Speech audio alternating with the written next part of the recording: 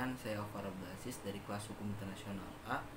Saya di sini akan menjelaskan atau berbagi mengenai pemahaman saya terhadap pasal 37 hingga pasal 39 dari Konvensi Wina tahun 1969, yang dimana pasal 37 dan 38 merupakan bagian keempat dari bab 3, yang dimana bagian keempat dari bab 3 ini yakni membicarakan tentang perjanjian dan negara ketiga. Sebelum kita ketahui negara ketiga itu apa, negara ketiga itu disebutkan pada pasal 2 ayat 1 konvensi, yang ini adalah negara ketiga adalah negara yang tidak ikut dalam perjanjian. Nah,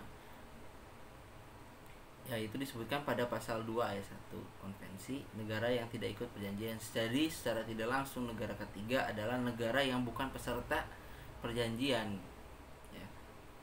Nah, selanjutnya kita balik lagi ke pasal 37, yakni mengenai pencabutan atau modifikasi kewajiban atau hak dari negara bagian ketiga. Disebutkan pada ayat 1-nya, ketika suatu kewajiban telah muncul untuk ketiga negara sesuai dengan pasal 35 ya. Sesuai dengan pasal 35, kewajiban dapat dicabut atau dimodifikasi hanya dengan persetujuan dari para pihak untuk perjanjian dan negara ketiga, kecuali jika ditetapkan bahwa mereka telah disepakati.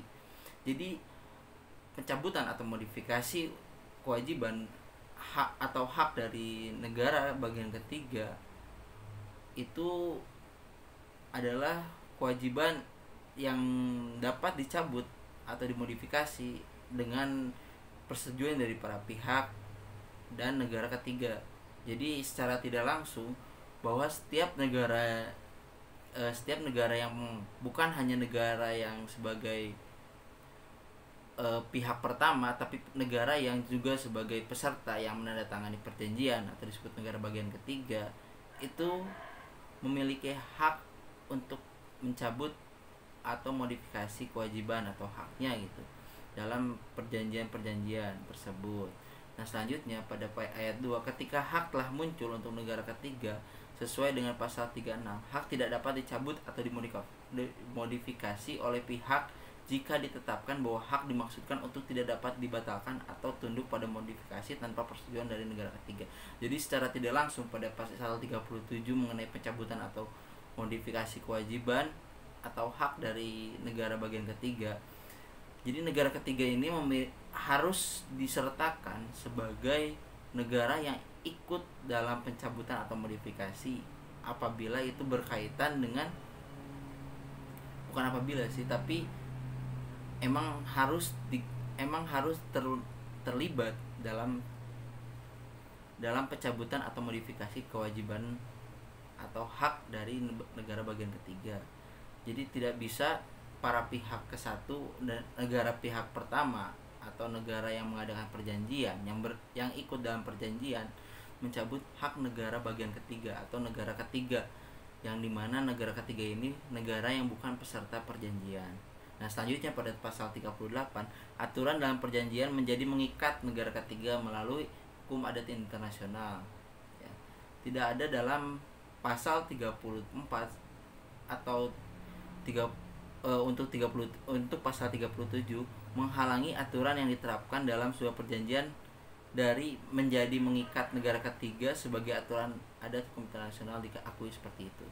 Jadi secara tidak langsung tidak ada bahwasanya pada pasal 34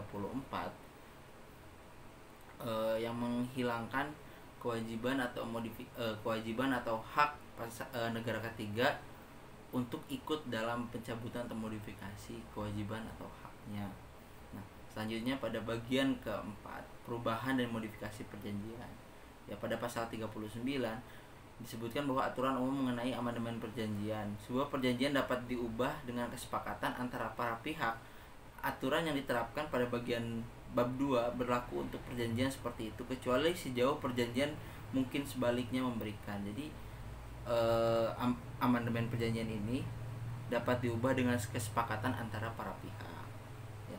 Jadi dapat kita simpulkan bahwa pasal 30 dan pasal 38 yang pertama itu sebagai hak penegasan bahwa negara ketiga ini memiliki hak dan kewajiban gitu terkait mengenai pencabutan atau modifikasi hak dan kewajibannya.